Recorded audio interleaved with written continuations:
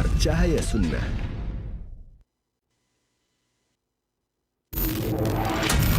Roja TV, saluran tilawah Al-Quran dan kajian Islam.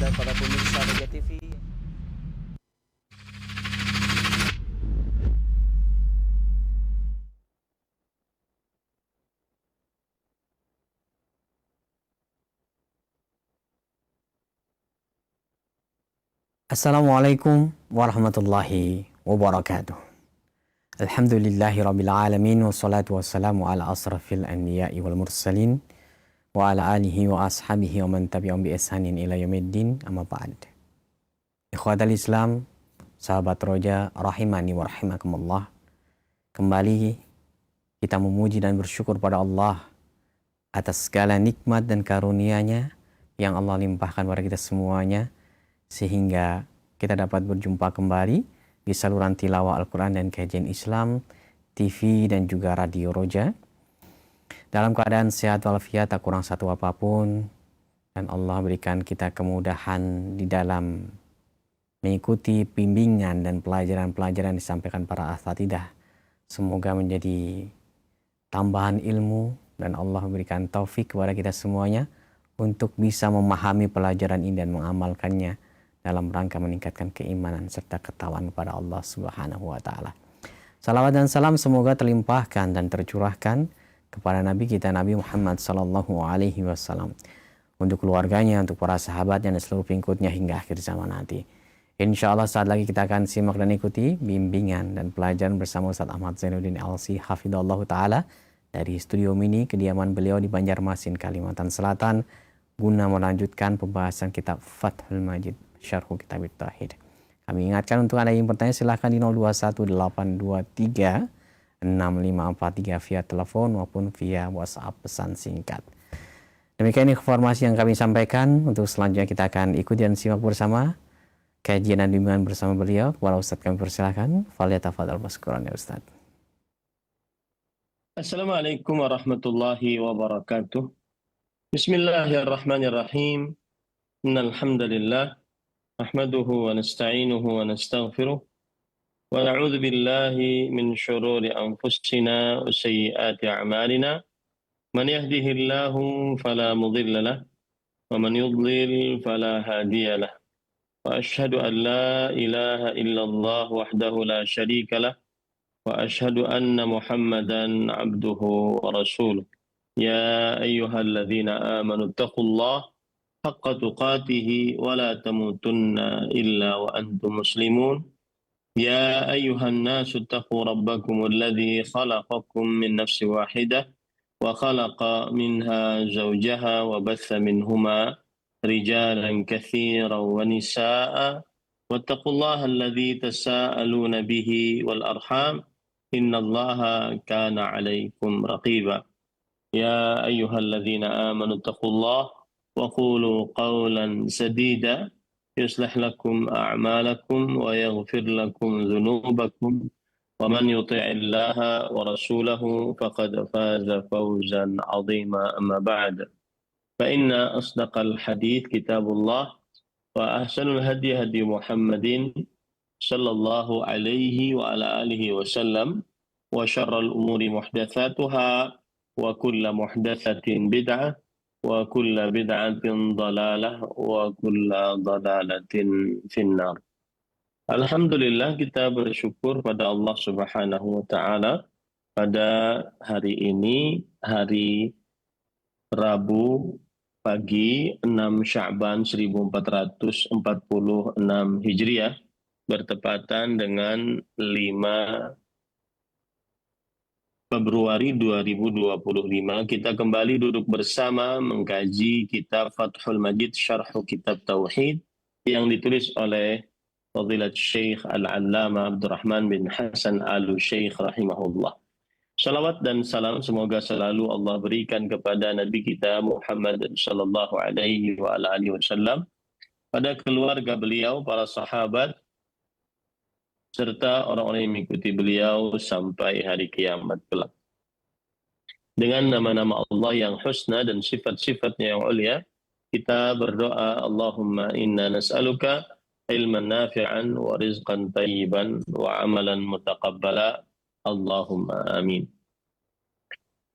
Ahibati fillah, para pemirsa Raja TV, para pendengar Radio Raja, dan seluruh kaum muslimin yang mengikuti kajian ini dimanapun berada, kita pada kesempatan kali ini membaca bab yang baru, bab qaulihi ta'ala, fala taj'alu lillahi andadan wa antum ta'lamun.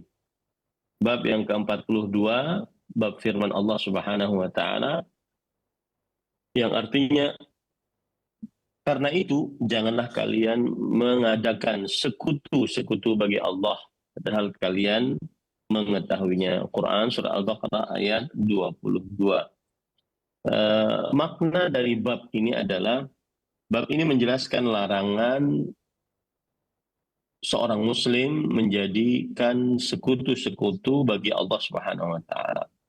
Larangan untuk seorang muslim menjadikan untuk Allah sekutu-sekutu. Ya, menjadikan untuk Allah Subhanahu wa taala sekutu-sekutu. Adapun hubungan bab ini dengan tauhid menunjukkan contoh perbuatan syirik, yaitu menjadikan sekutu bagi Allah Subhanahu wa taala. Dan menjadikan sekutu bagi Allah jika itu dalam ucapan saja, maka berarti itu syirik asghar.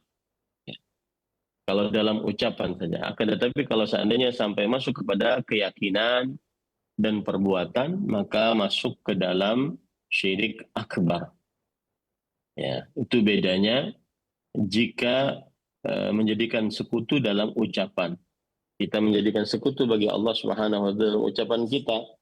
Misalkan, kalau seandainya bukan karena Allah dan kamu, maka saya akan mati.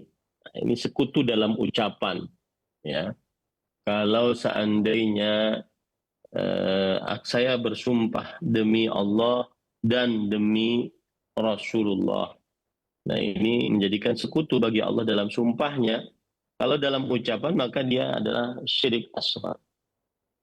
Sedangkan kalau dalam perbuatan, maka dia syirik akbar, atau dalam keyakinan, yaitu meyakini bahwa Allah Subhanahu wa taala pantas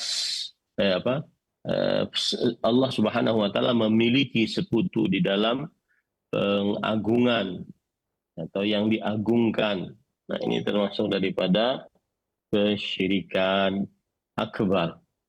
Ya, meyakini dalam kalbu ada yang mencipta, mengatur, berkuasa selain Allah Subhanahu wa taala.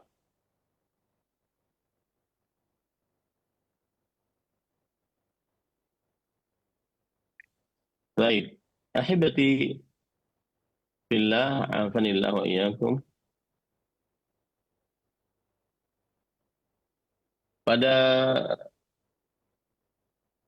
Dan makna menjadikan sekutu bagi Allah adalah menjadikan tandingan untuk Allah Subhanahu wa taala. Itu yang pertama. Jadi ada Allah, kemudian ditanding dengan selain Allah Subhanahu wa taala. Kemudian yang kedua adalah menjadikan penolong bagi Allah Subhanahu wa taala. Jadi Allah mengatur alam semesta ini ditolong oleh Dia. Kemudian yang ketiga, menjadikan anak atau istri bagi Allah Subhanahu wa taala. Ini termasuk daripada menjadikan sekutu bagi Allah Subhanahu wa taala. Kemudian yang keempat, menyetarakan Allah dengan selain Allah Subhanahu wa taala, atau menyetarakan selain Allah dengan Allah Subhanahu wa taala. Nah, ini 4 makna yang dimaksud dengan menjadikan sekutu bagi Allah Subhanahu wa taala. Ya, jadi yang pertama menjadikan tandingan untuk Allah Subhanahu wa taala. Yang kedua, menjadikan penolong untuk Allah Subhanahu wa taala. Kemudian yang ketiga, menjadikan anak atau istri bagi Allah Subhanahu wa taala, bahwa Allah memiliki anak atau Allah memiliki pasangan. Kemudian yang keempat, menjadikan sesuatu setara dengan Allah Subhanahu wa taala. Nah, ini yang dimaksud dengan menjadikan sekutu bagi Allah Subhanahu wa taala. Baik. Kita baca apa yang disebutkan oleh penulis di dalam kitab Fathul Majid. An-niddu al-masal wan nadhir. An-niddu al-masal wan nadhir. An-nidd kan disebutkan dalam Al-Quran tadi surat Al-Baqarah ayat 22, fala taj'alu lillahi andadan. Andadan jamaknya adalah nid, andadan adalah jamak dan bentuk mufradnya itu nid.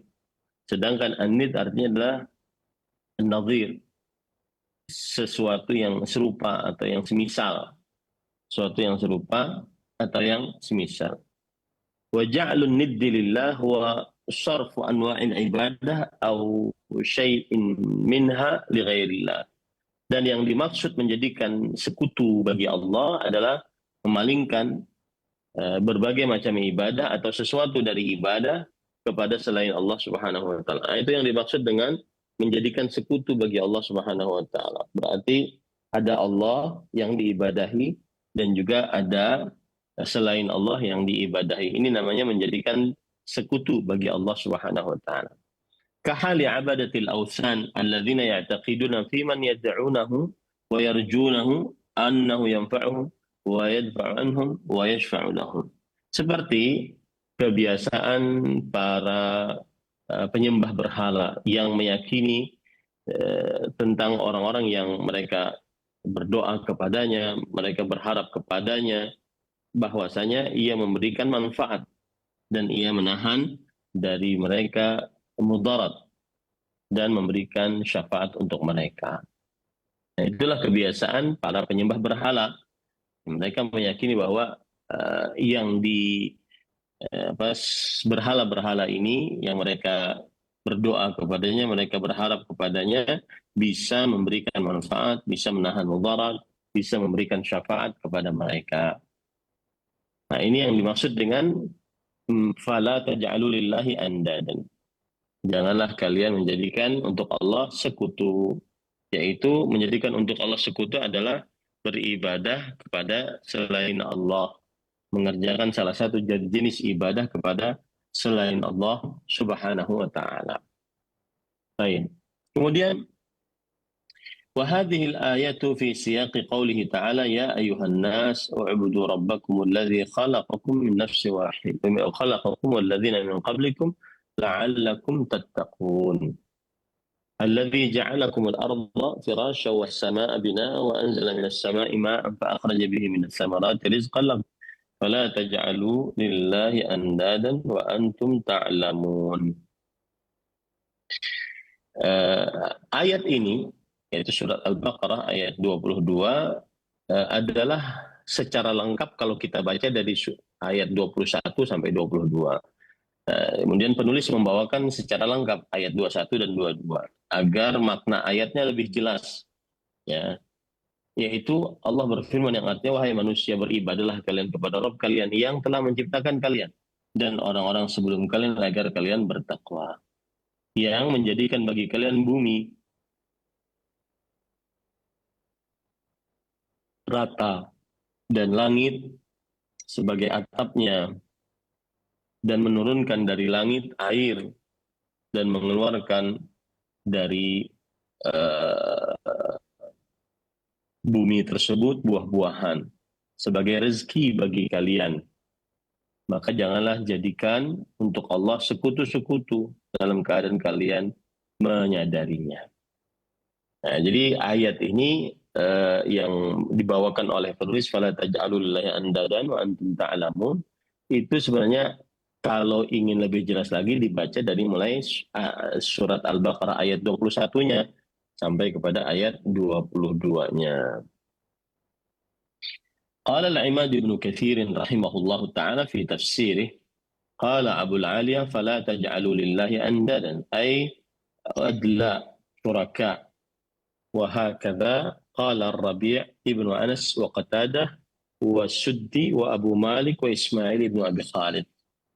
Al-Imad bin Ibnu Katsir yaitu Imam Ibnu Katsir berkata di dalam kitab tafsirnya yaitu Tafsir Quran Al-Azim. Berkata Abu al-Aliyah. Abu al-Aliyah Ar-Rayyahi. Ar-Rayyahi adalah seorang ahli tafsir di generasi tabi'i. Murid langsung dari Abdullah bin Abbas radhiyallahu anhuma. Jadi tentunya tafsirannya sangat luar biasa, ya, karena belajar langsung dari Abdullah bin Abbas radhiyallahu anhu.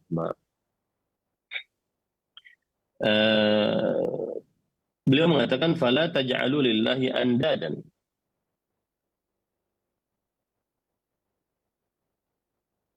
Maka janganlah kalian menjadikan untuk Allah sekutu-sekutu. Udala. Maksudnya yang setara dengan Allah. Au syuraka. Atau yang bersyarikat dengan Allah Subhanahu wa ta'ala. Sebagaimana sudah saya sebutkan tadi, udala artinya yang serupa dengan Allah, syuraka artinya yang menolong Allah dalam mengatur alam semesta ini. Demikianlah yang dikatakan oleh Ar-Rabi' bin Anas, Qatadah bin Da'am as-Sadusi, Imam as-Suddi, dan ini semua adalah kalangan para salafus saleh. Kemudian Abu Malik dan Ismail bin Abi Khalid.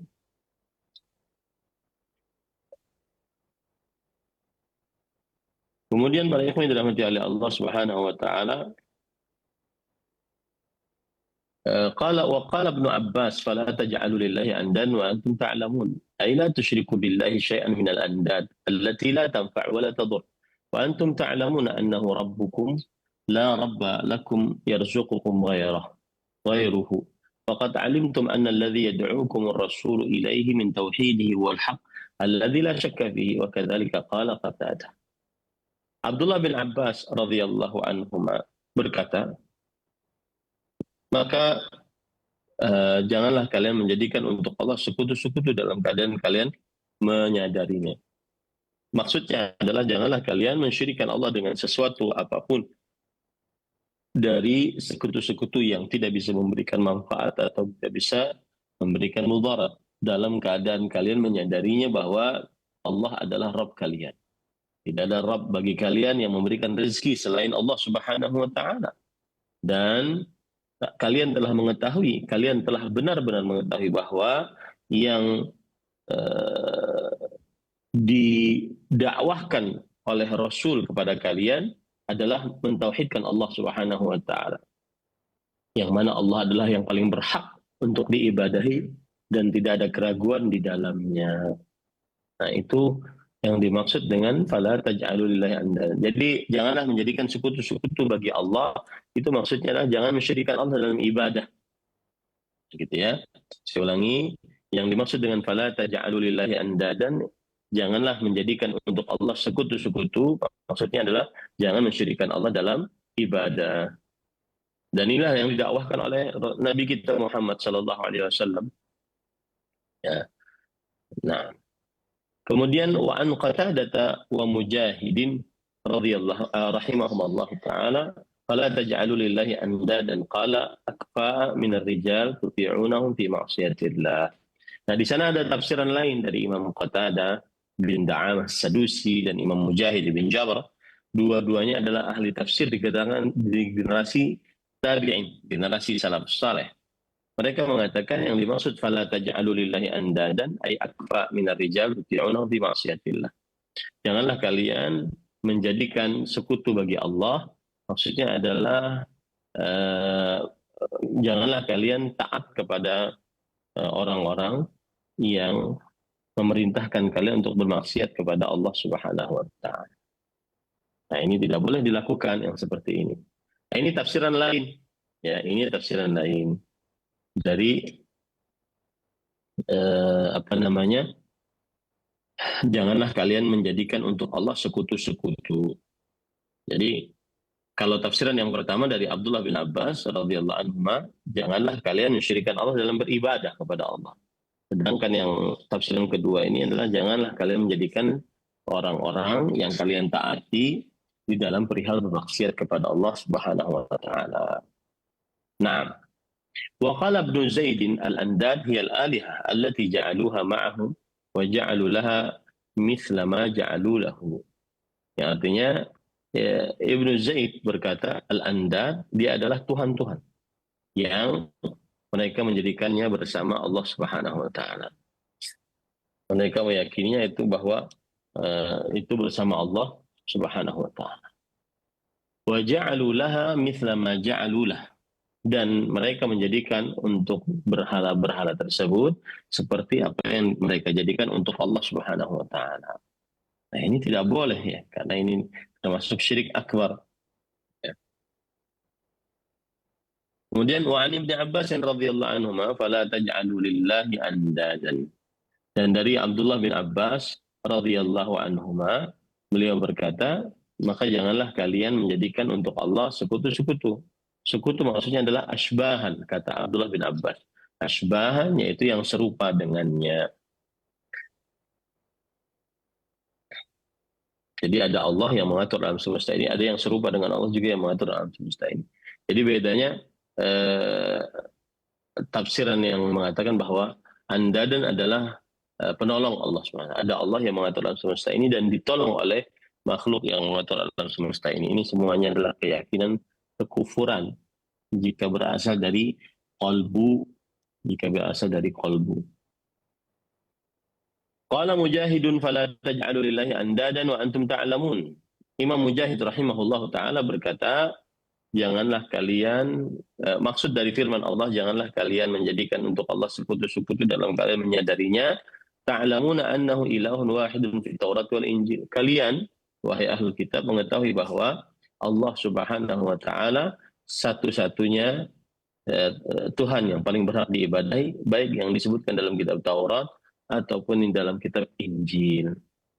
Wa dzakara haditsan fi ma'na hadhihi al-ayat al-karimah wa huwa ma fi musnad Imam Ahmad anil Harith al-Ash'ari anna nabiy Allah sallallahu alaihi wasallam qala inna Allah amara Yahya ibn Zakaria alaihi salam bi khamsi kalimat an ya'mala bihinna wa an ya'mura bani Israil an ya'malu bihinna wa annahu kada an yubti'a biha faqala Isa inna Allah amaraka bi khamsi kalimat an ta'mala bihinna wa ta'mura bani Israil an ya'malu bihinna fa imma an tuballighahunna wa imma an uballighahunna. Dan beliau telah menyebutkan sebuah hadis yang semakna dengan ayat ini, yaitu hadis yang diriwayatkan oleh Imam Ahmad dari Al-Harith bin Harith Al-Ash'ari, bahwa Nabi Muhammad sallallahu alaihi wasallam bersabda, sesungguhnya Allah telah memerintahkan Yahya bin Zakaria alaihissalam. Yahya bin Zakaria alaihissalam dengan 5 perkara. Yang pertama yaitu hendaknya mengerjakan ilmu yang sudah ditimba. Yang kedua adalah memerintahkan Bani Israel mengerjakan apa yang sudah mereka ketahui. Dan sepertinya mereka masih mengundur-undur akan hal ini. Lalu Nabi Isa alaihissalam berkata, sesungguhnya Allah telah memerintahkan engkau dengan 5 perkara. Anta'mala bihinna, hendaknya engkau mengerjakannya, mengerjakan perkara 5 tadi, dan memerintahkan Bani Israel untuk mengerjakan 5 perkara tadi. Wa imma an tablughahunna wa imma an ubalighahunna. Baik itu kalian yang menyampaikannya atau aku yang menyampaikannya. Faqala ya akhi inni akhsha in sabaqtani an u'adzab aw yukhsafa bi. Kemudian ia berkata, wahai saudaraku, aku takut jika engkau mendahuluiku, aku akan disiksa atau aku akan ditenggelamkan ke dalam bumi.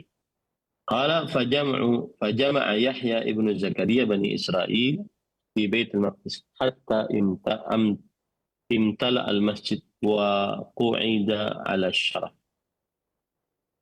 Maka akhirnya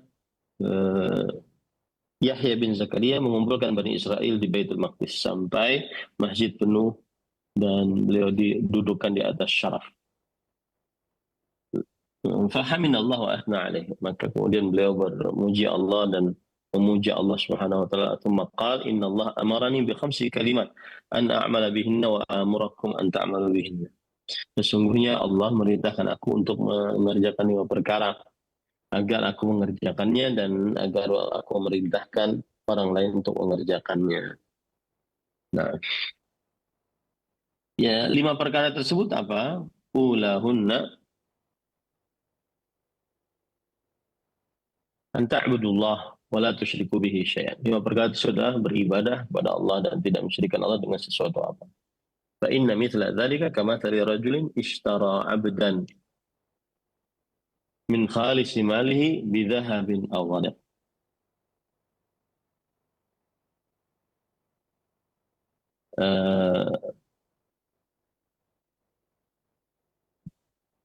Maka sesungguhnya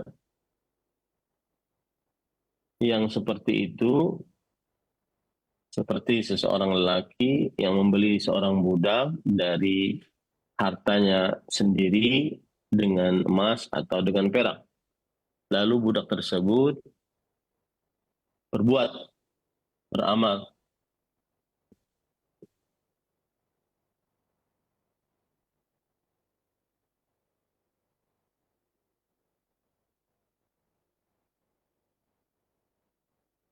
Sebentar ya. An ta'budullah wa la tusyriku bihi syai'an fa inna mithla dzalika fa inna mathala dzalika kamathali rajulin ishtara 'abdan min khalis malihi bi dhahabin aw ghayr فجعل يعمل ويؤدي غلته إلى غير سيده فأيكم يسره أن يكون عبده كذلك وإن الله خلقكم ورزقكم فاعبدوا ولا تشركوا به شيئا. Maksudnya begini, Allah itu memerintahkan kita untuk beribadah kepada beribadah kepada Allah dan tidak mensyirikkan Allah dengan sesuatu apapun, ya gitu ya. Nah, itu tuh seperti perumpamaannya seperti seseorang yang membeli seorang budak dari hartanya sendiri dengan emas atau dengan perak. Lalu si budak ini malah bekerja untuk orang lain. Si budak ini malah bekerja untuk orang lain. Maka siapa yang ingin hambanya seperti itu atau budaknya seperti itu? Dan begitulah Allah Subhanahu wa taala yang telah menciptakan kita, memberikan rezeki kepada kita, maka beribadahlah hanya kepada Allah dan tidak kepada yang lain, tidak mensyirikkan Allah Subhanahu wa taala. Nah, itu maksudnya ya. Wa amurukum bis shalah fa inna Allah yansibu wajhahu liwajhi 'abdihi ma lam yaltafit fa idza shallaitum fala taltafitu. Yang kedua adalah aku memerintahkan kalian untuk mengerjakan salat. Karena sesungguhnya Allah Subhanahu wa taala menegakkan wajahnya untuk wajah seorang hamba yang selama salat dia tidak menoleh. Selama salat dia tidak menoleh. Ya. Kemudian maka kalau begitu jangan jika kalian salat janganlah kalian menoleh kemana-mana. Nah ini yang kedua. Wa amrukum bis-siyam fa inna mathala dzalika kamathali rajulin ma'ahu surrah min misk fi asabati kullihim yajidu rihal misk. Wa inna khulufa famis sa'im atyabu 'inda Allah minal misk. Yang artinya dan aku merintahkan kalian untuk berpuasa karena perumpamaan hal tersebut seperti perumpamaan seseorang yang bersamanya satu karung dari minyak wangi misik di dalam sebuah pendapatan seluruhnya. Ia mendapati minyak wangi misik. Sesungguhnya bau mulut orang yang berpuasa lebih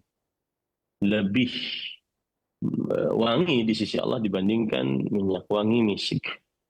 Lebih wangi di sisi Allah dibandingkan minyak wangi misik.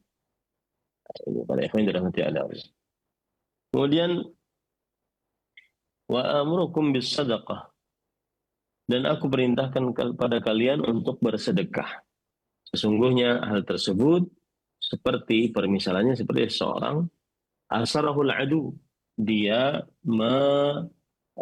ditawan oleh musuh. Fasyaddu yadaihi ila unuqih. Kemudian dia diikat tangannya ke lehernya. Faqaddamuhu liyadribu unuqah. Kemudian mereka mengedepankannya agar bisa memukul lehernya. Faqala lahum hal lakum an aftadiya nafsi minkum. Lalu orang tersebut berkata,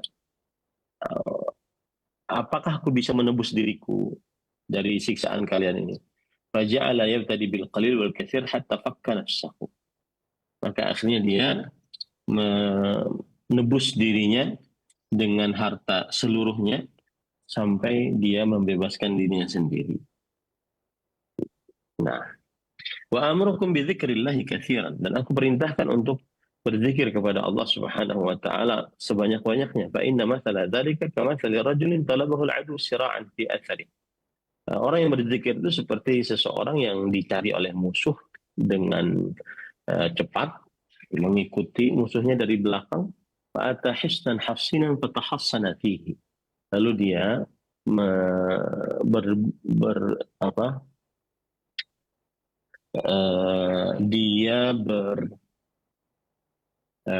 berlindung di benteng yang kuat tersebut. Wa innal abda ahsanu ma yakunu minasyaitan idza kana fi dzikrillah. Dan sesungguhnya seorang hamba benar-benar terjaga dalam sebuah benteng dari syaitan jika dia selama itu berzikir kepada Allah Subhanahu wa taala. Dan itulah 5 perkara.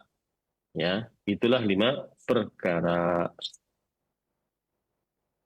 Nah, timbul pertanyaan, kenapa sih menyebutkan ini para ikhwan dirahmati oleh Allah Subhanahu wa taala? Karena tadi kan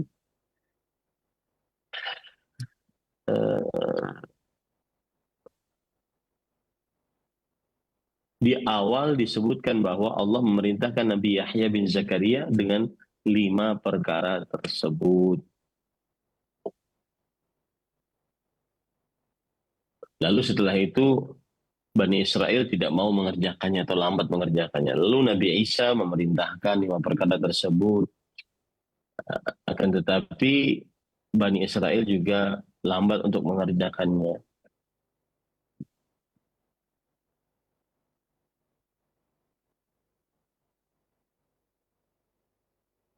Jelas, itu 5 perkara yang disebutkan tadi.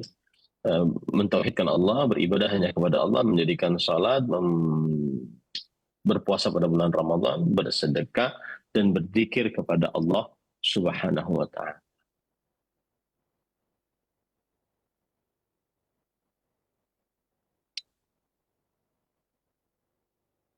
Nah, jadi seperti itu ya. Ini saya masih mikirkan kenapa sampai kepada perkara ini gitu. Yaitu Imam Mujahid kan menyebutkan salah satu tafsiran fala taj'alu lillahi andadan wa antum ta'lamun, janganlah kalian menjadikan untuk Allah sekutu-sekutu dalam keadaan kalian menyadarinya. Nah, kata Imam Mujahid, kalian menyadarinya, mengetahuinya bahwa Allah itu Allah yang tunggal, esa, tidak ada sekutu baginya. Baik itu dari kitab Taurat dan kitab Injil. Gitu ya. Kitab Taurat dan kitab Injil.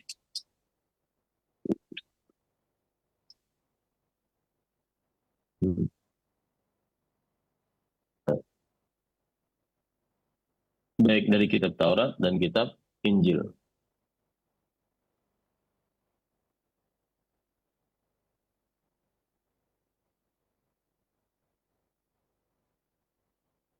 Nah, saya masukkan internet supaya dia kuat.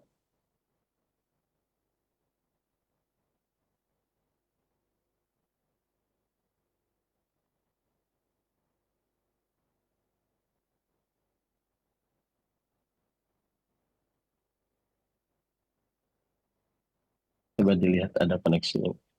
Tapi pada ikhwan dirahmati Allah, yang jelas itu tadi bahwa apa namanya, tafsiran dari Imam Mujahid. Dan tafsiran dari Imam Mujahid ini akhirnya menggiring kita untuk membicarakan perintah Allah kepada Nabi Yahya, kepada Nabi Isa, yaitu memerintahkan untuk 5 perkara tadi. Ya. Nah, dan 5 perkara ini ada perkara yang menarik, yaitu beribadah kepada Allah semata dan tiada sekutu bagi Allah. Nah, ini disebutkan bahwa kenapa kita harus mentauhidkan Allah? Karena perumpamaannya seperti seseorang membeli budak. Lalu budak tersebut dia beli dengan hartanya sendiri. Ternyata budak itu bekerja untuk orang lain. Ini kan tidak tepat. Nah, begitulah Allah Subhanahu wa taala menciptakan makhluk. Makhluk itu nanti dia beribadah kepada Allah semata, jangan beribadah kepada selain Allah. Kemudian memerintahkan untuk sholat. Ya, memerintahkan untuk sholat. Sholat itu ya berarti dia meletakkan wajahnya untuk Allah Subhanahu wa taala. Maka selama dia tidak berpaling, maka Allah Subhanahu wa taala akan berhadapan dengan hamba tersebut saat sholat. Memerintahkan untuk puasa. Maka itu seperti seseorang yang dia memiliki makanan. Di dalam makanan tersebut ada minyak wangi misik. Selama dia tahan makanan tersebut, maka dia akhirnya dia mendapatkan bau wangi misik tadi. Ya, dia mendapatkan bau wangi misik tadi. Nah, kemudian setelah itu bersedekah.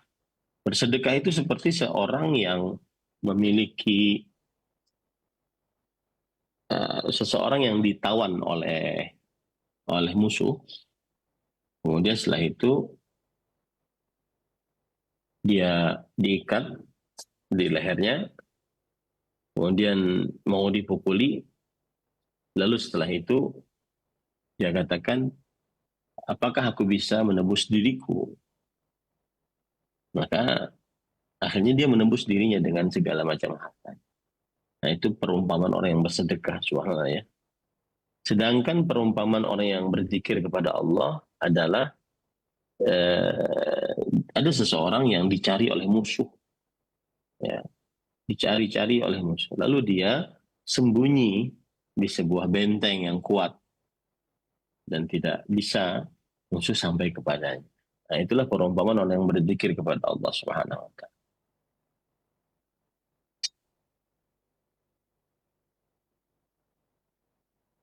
Baik. Kemudian qala Rasulullah SAW, ana amrukum bi khams Allahu amarani bihinna al-jama'ah was-sam' wat-ta'ah wal-hijrah wal-jihad fi sabilillah. Dan aku merintahkan untuk kalian mengerjakan 5 perkara. Allah memerintahkan aku dengannya, yaitu selalu dalam kesatuan kaum muslimin, tunduk mendengar dan taat kepada pemimpin kaum muslimin, berhijrah, berjihad di jalan Allah Subhanahu wa taala. Fa innahu man kharaja minal jama'ah qaida shibrin faqad khalaqa rib'atal Islam min 'unuqihi illa an yaraja. Sesungguhnya siapa yang keluar dari kesatuan kaum muslimin, maka dia walaupun hanya 1 jengkal, maka dia sudah melepaskan keislaman, ikatan keislaman dari lehernya, kecuali dia kembali kepada kesatuan kaum muslimin. Waman da'a bid'awal jahiliyah bahwa min jutha jahannam. Barang siapa yang berteriak-teriak seperti kaum jahiliyah, maka dia adalah seperti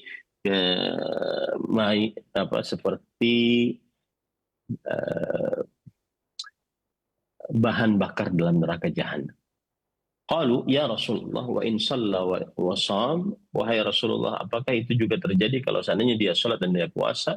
Rasulullah SAW menjawab, wa in shalla wa sham, meskipun dia puasa, dia salat. Wa za'ama annahu muslim, dan dia mengakui bahwa dirinya muslim. Fadda'u al-muslimin bi asma'ihim allati sammahumullah azza wa jalla al-muslimin al-mu'minin ibadallah. Mereka mengaku kaum muslimin yang Allah Subhanahu wa taala memanggil mereka al-muslimin al-mu'minin, hamba Allah Subhanahu wa taala. Artinya orang yang berislam maka dia harus mengerjakan syariat Islam. Wa hadha haditsun hasan wa syahidu minhu bi hadhihi al-ayah qawluhu innallaha khalaqakum wa razaqakum fa'buduhu wa la tusyriku bihi syai'an. Ini adalah hadis yang hasan, dan saksi dari hadis ini adalah apa yang disebutkan dalam ayat, Yaitu sabda Rasulullah SAW, sesungguhnya Allah telah menciptakan kalian, memberikan rezeki kepada kalian, dan beribadahlah kalian kepadanya, dan janganlah kalian mensyirikkan Allah dengan sesuatu apapun. Wa hadhil ayat dalatun ala tauhidillahi ta'ala bil ibadah wahdahu la syarika lah. Ayat ini menunjukkan tauhid Allah Subhanahu wa taala dalam ibadah, bahwasanya tidak ada yang diibadahi kecuali Allah semata, tiada sekutu bagi Allah. وقد استدل بها كثير من المفسرين على وجود الصانع وهي دالة على ذلك بطريق الأولى والآيات الدالة على هذا المقام في القرآن كثيرة جدا. Dan telah berdalil dengan ayat ini kebanyakan dari orang-orang ahli tafsir atas keberadaan yang mencipta. Dan ini menunjukkan akan hal tersebut dengan cara yang lebih utama. Dan ayat-ayat yang menunjukkan akan kedudukan ini dalam Al-Quran sangatlah banyak. Nah, wasu'ila Abu Nawas an dhalik fa'ansyada ta'mulu fi nabatil ardi wanzur ila athari ma suni'a al-malik عيون من لجين ناظرات بأحداق هي الذهب السبيك على قضب الزبر جد شاهدات بأن الله ليس له شريك. Abu Nawas ditanya tentang hal tersebut, maka ia kemudian membuat sebuah syair, ta'mulu fi nabatil ard, kamu memperhatikan di dalam tumbuhan di atas muka bumi ini, wanzur ila athari ma sana'al malik, dan perhatikanlah kepada bekas apa yang diperbuat oleh sang raja, yaitu Allah Subhanahu wa taala. Uyunun min lujain nadhiratun bi ahdaq hiya adh-dhahabus sabik, mata air dari sungai Lujain yang mengalir ke kebun-kebun, dan dia bisa menghasilkan emas-emas yang merapat. Ala qudubiz zubur jud syahidatun bi anna Allah laysa lahu syarik, yang menyaksikan bahwa yang menjadi bukti bahwa Allah Subhanahu wa taala tidak memiliki sekutu apapun.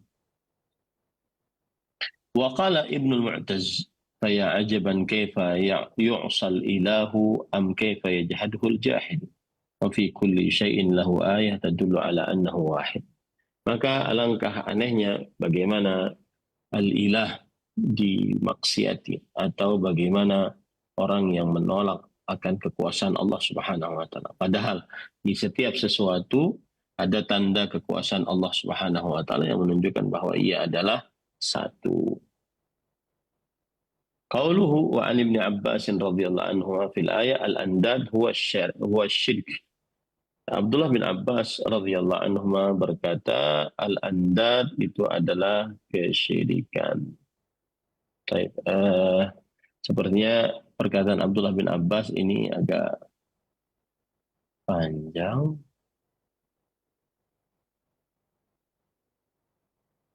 Ya, kita cukupkan dulu sampai sini. Ya, wallahu a'lam. Nah. Baik, Ustaz. Barakallahu fikum. Jazakallahu khairan. Terima kasih atas pelajaran dan bimbingan yang telah disampaikan di kesempatan pagi hari ini. Semoga Allah senantiasa melimpahkan rahmat dan keberkahan serta taufiknya untuk kita semuanya bisa mengambil manfaat dan faedah dari penjelasan Ustaz di kesempatan pagi hari ini. Selanjutnya kami akan coba angkat dari pertanyaan pesan singkat dari Abdullah di Jawa Tengah. Assalamualaikum warahmatullahi wabarakatuh, Ustaz. Hukumnya gimana memajang gambar pemandangan yang ada syiar agama lain, seperti di dalam sebuah gunung ada misalnya tempat ibadah dan tempat ibadah agama lain yang di situ digambarkan tentang keaslian dan keagungan, baik itu yang berupa panorama dan lain sebagainya. Ada tempat ibadah seperti pagoda dan candi. Silahkan Ustaz. Sallallahu Rasulullah wa ala alihi wa ashabihi wa man wala amma ba'd. Tidak diperbolehkan menggambar syiar-syiar agama lain. Karena seorang muslim wajib untuk wala hanya kepada Islam dan bara kepada selain Islam, dan menggambar-gambar yang merupakan syiar agama Islam lainnya, baik itu bentuk eh, tempat ibadah mereka ataupun simbol-simbol mereka, maka ini termasuk daripada barok terhadap Islam dan wala kepada orang-orang selain Islam. Wallahu a'lam. Baik Ustadz, barakallahu fikum. Selanjutnya kami akan bacakan kembali. Ustadz, bagaimana hukumnya sebagian kaum muslimin karena ketahuannya akan masalah akidah melakukan atau rihlah ke tempat-tempat yang dimana itu cagar budaya tapi tempat peninggalan agama lain. Nah, sering kita bersuah foto di situ dan juga bergembira di dalamnya, tapi tidak tahu bahwasanya itu tempat ibadah. Bagaimana hukumnya, Ustaz? Silakan. Alhamdulillah, salatu wassalamu ala Rasulillah. Kalau seandainya dia tidak tahu itu tempat ibadah, dia tahunya itu tempat rekreasi, maka tidak mengapa. Tapi kalau seandainya dia tahu itu tempat ibadah orang selain Islam, maka seorang muslim ketika masuk ke dalam tempat ibadah orang kafir, ada beberapa hal yang dibincangkan oleh para ulama rahimahullah ta'ala. Mereka mengatakan itu adalah haram. Kenapa? Karena biasanya ada patung-patung yang ada di dalam tempat ibadah tersebut. Ya. Ada yang mengatakan cuma makruh. Ya. Akan tetapi wallahu alam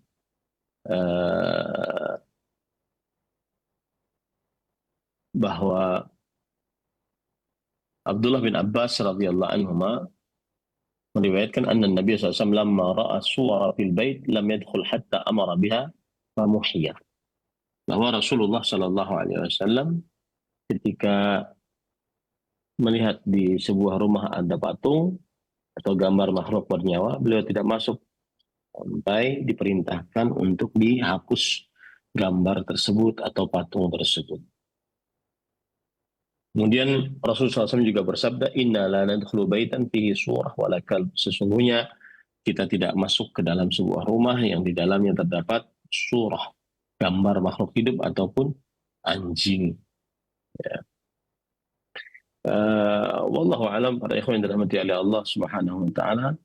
Jadi pendapat yang lebih kuat adalah imma diharamkan atau dimakruhkan agar dijauhi untuk memasuki tempat-tempat ibadah orang kafir.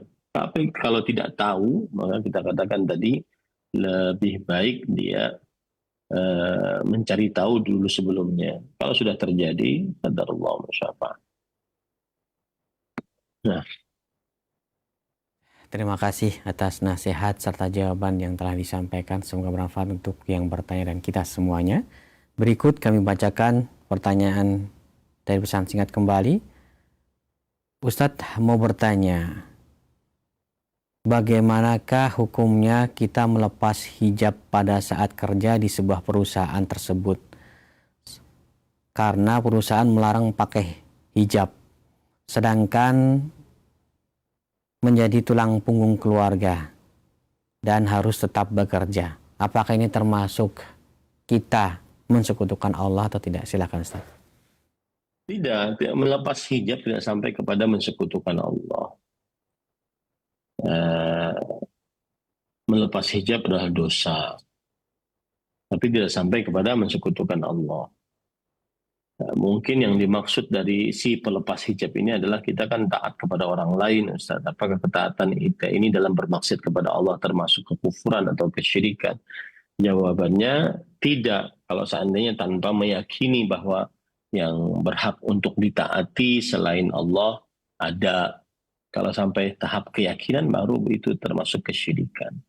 Adapun dia melepas hijab, kemudian karena tidak diperbolehkan untuk berhijab, maka dia mau tidak mau taat ke situ, dia berdosa melakukan perbuatan yang haram. Akan tetapi tidak sampai kepada kesyirikan kufur. Sampai kepada kesyirikan kufur apabila dia meyakini bahwa ada yang berhak ditaati selain Allah hukumnya. Nah, ini baru kesyirikan dan kekufuran. Wallahu a'lam. Ustaz Barakallahu Fikum, terima kasih atas jawaban dan nasihatnya. Selanjutnya kami berikan kesempatan. Silahkan untuk Anda yang ingin mencoba menghubungi kami secara langsung via telepon.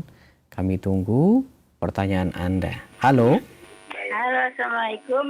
Waalaikumsalam warahmatullahi wabarakatuh. Ibu dengan siapa? Di mana? Ini hamba Allah Ya, dari Jakarta. silahkan. Ini hamba Allah ya. Dari Jakarta. Assalamualaikum Ustaz. Assalamualaikum. Assalamualaikum Ustaz. Ustaz, saya kalau sholat terakhir itu suka baca Robi Auzi'ni an askuroni mata kalati alam ta'alaya dan seterusnya. Itu diperbolehkan enggak? Ya, cukup Ibu. Terima kasih atas pertanyaannya. Silahkan Ustaz. Alhamdulillah, wassalatu wassalamu ala Rasulillah. Boleh, asalkan jangan dianggap rutin dan dianggap sunnah. Boleh untuk dibaca di dalam sholat sebagai doa. Wallahu a'lam. Terima kasih atas jawabannya.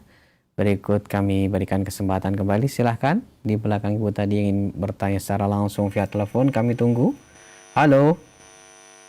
Assalamualaikum. Waalaikumsalam warahmatullahi wabarakatuh. Ibu dengan siapa di mana? Saya dengan Dian di Tangerang Selatan. Ustaz, Ya. ini mau ada pesan sih dari suami. Beliau bekerja di salah satu perusahaan di Tembagapura. Nah, di sana itu kan hanya ada satu masjid tuh Ustaz. Jadi beliau nggak bisa ke masjid yang lain. Dan di sana itu imamnya itu katanya, pokoknya imamnya itu di luar, dalam bacaannya ya, itu di luar yang pada umumnya seperti itu, Tat. Apakah dan hal ini dirasakan tidak sedikit sama jamaah yang lain seperti itu. Jadi apa hukumnya, Tat? Itu pesannya sih, Tat.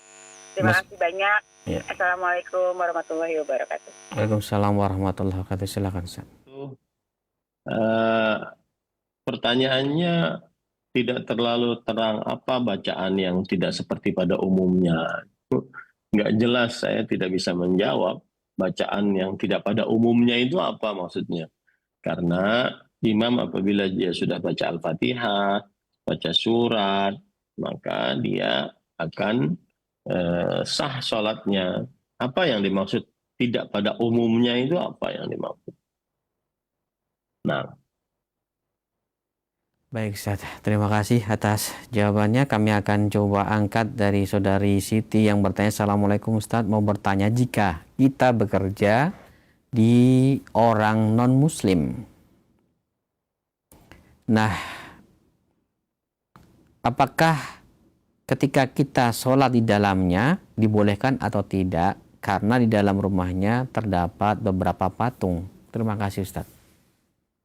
bismillah, alhamdulillah. Bekerja di rumah orang non-muslim boleh, asalkan dijauhi hal-hal yang berlaku maksiat. Kalau ada patung, maka ya dia tidak bekerja untuk patung kan, kecuali kalau dia membuat sesaji untuk patung. Yang jelas bekerja di rumah orang non-muslim boleh, asalkan bukan maksiat. Kalau ada patung di rumah tersebut, ya jangan diibadahi patungnya. Wallahu a'lam. Dan lebih baik lagi bekerja di rumah kaum muslimin sehingga tidak ketemu patung. Wallahu a'lam. Tetapi lebih wara' lagi kalau seandainya dia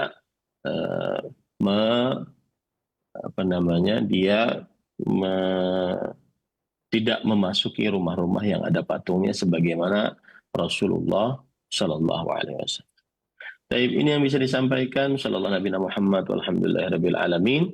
Wassalamualaikum warahmatullahi wabarakatuh. Waalaikumsalam warahmatullahi wabarakatuh.